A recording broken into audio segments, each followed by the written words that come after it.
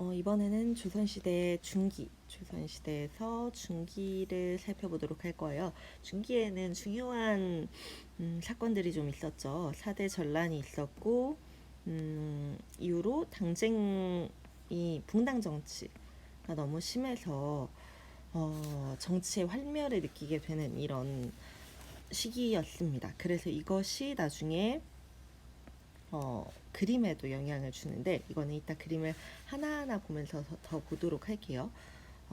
안견풍을 계승한다고 하죠. 지금 안견의 작품이 이거였죠. 안견풍을 계승해서 안견풍의 이런 산수를 좀 높게 그리는 것이나, 지금 몽유도 원도에서는 조금 보이지 않지만 근경, 중경, 원경, 우리 한국화 그릴 때도 앞에, 중간, 뒤를 표현하는 것처럼 그렇게 표현하는 게 있는데, 그런 안견풍이 유행을 하고요. 절파 양식이 유행을 한다고 했는데, 이것도 초기에 절파가 받아들여지기 시작했는데 이 절파 양식이 이제 유행하는 거예요. 절파 양식, 이렇게 부벽준, 갈피를 강하게 쓰는 이런 양식이 유행하는데, 지금 벌써 오른쪽에 이경윤 그림에서도 이런 형식을 볼 수가 있죠. 갈피를 강한 부벽준이 사용이 되었습니다. 그리고 고사인물화가 유행을 했는데, 이거 방금 얘기했던 당쟁기랑 연결이 돼요. 이건 뭐냐면 정치나 수도에서의 생활에 환멸을 느끼는 거예요. 전쟁도 일어나고 정치를 하는 사람들끼리 워낙 싸우니까. 그래서 이 수도에서 우리 한양을 벗어나서 이제 속세를 벗어나고 권력을 탐하지 않고 아예 산속으로 들어가가지고 이렇게 월화 탐금도 같은 작품들처럼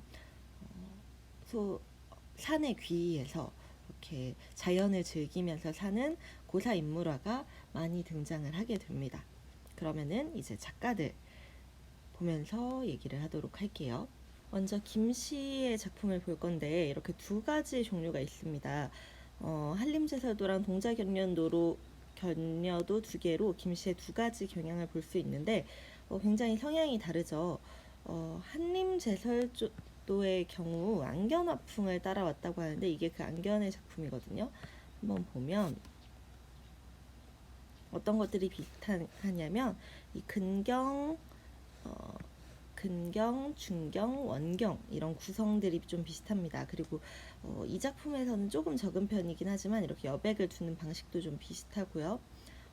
지금 보면은 붓질의 방법이나 나무를 표현하는 방법도 유사하게 나타나고 있습니다. 그래서 이런 면에서 한림제설도가 안견풍, 김씨의 작품 중에 안견풍의 작품이라고 할 수가 있고요. 그럼에도 불구하고 약간 다른 점이 있다면, 안견풍만 아니라 절파화풍도 있거든요. 아까도 계속해서 나왔지만 그건 뭐냐면, 이렇게 기울어져 있죠. 산이 기울어진 모양새, 이게 바로 절파의 영향을 받은 부분이라고 볼 수가 있습니다. 절파의 영향을 더 많이 보여주는 것이 바로 이 동자견려도예요. 동자견려도는 아까 말했던 것처럼 부벽준, 여기 이렇게 강한 먹의 부벽준, 그리고 기울어져 있죠.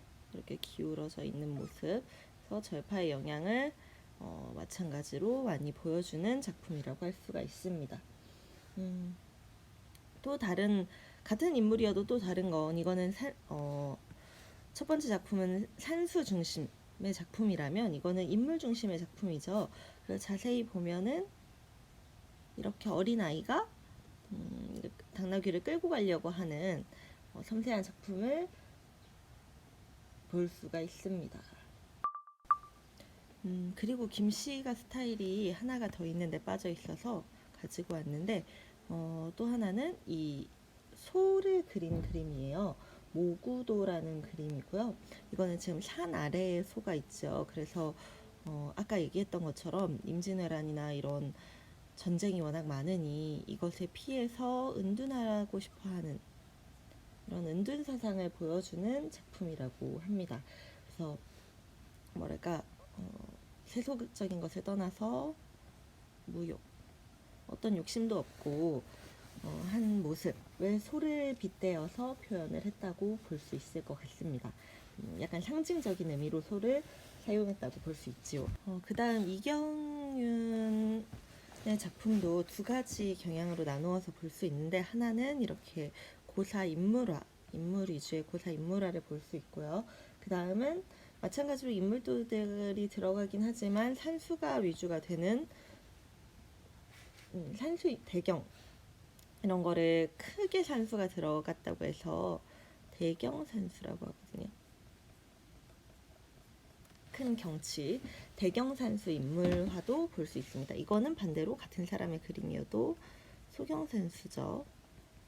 다양하게 구사를 하였고, 이 고사탁족도 같은 경우에는 이때 어부사라는 고사에 나오는 물이 맑을 때는 갓근을 씻고 물이 더러울 때는 발을 씻는다는 그런 말 그대로 우리 지금 이때 시기에 혼탁한 세상을 떠나서 마찬가지로 은거하고 싶어하고 은둔하고 싶어하는 선비를 상징하는 고사 인물화입니다. 그래서 초기의 그림과 마찬가지로 지금 이 얼굴이나 복장, 이 머리 모양 같은 것들이 우리나라 조선의 인물들 같은 느낌은 들지 않죠. 왜냐하면 중국 고사의 인물화를 중국풍으로 그렸기 때문입니다.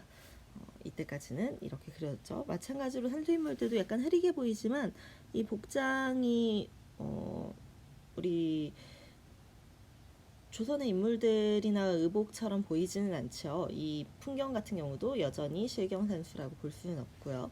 실제나 진짜 경치라고 볼 수 없는 경치들을 보여주고 있고요.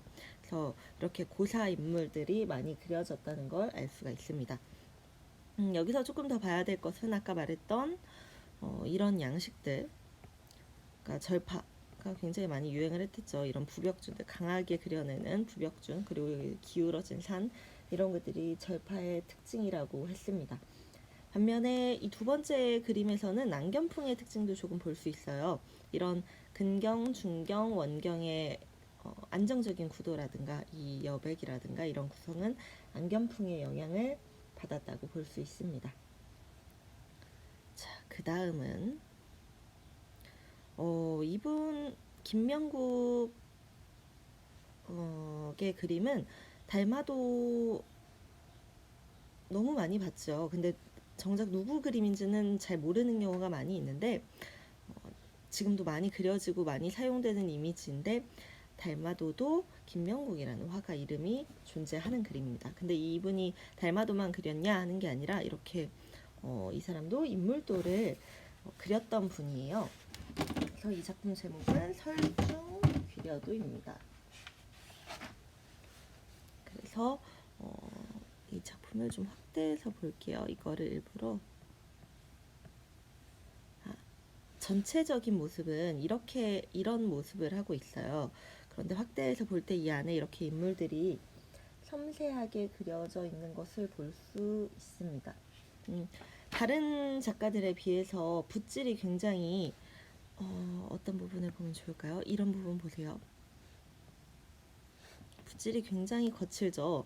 산수까지 갈 필요도 없고 이 달마도만 봐도 섬세한 표현이 아니라 굉장히 뭐랄까 즉흥적이고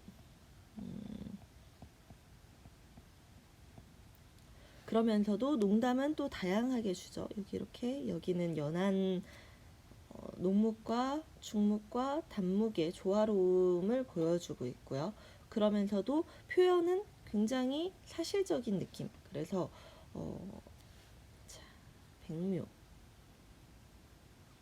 갈필 모두를 적절하게 사용을 해서 표현을 합니다. 약간 함축적인 표현이라고 볼 수 있죠. 그리고 우리가 김명국의 작품이라고 혹은 달마도를 그린 사람의 작품이라고 잘 알지는 못했으나 바로 이 설중기려도도 굉장히 유명한 작품인데, 다른 이전에 봤던 산수화들의 섬세한 표현들에 비해서는 다소가 아니죠. 확대를 해서 보면 볼수록 더 이런 표현들 굉장히 거칠죠.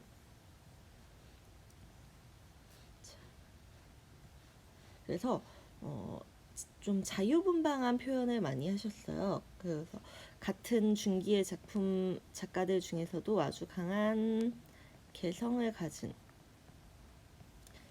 작품을 많이 만들었다고 볼 수가 있을 것 같습니다. 이외 우리는 달마도를 많이 알지만 달마도 외에도 신선도나 행려도나 이런 것들을 볼 때 이분의 특징을 더 많이 알 수가 있을 것 같아요.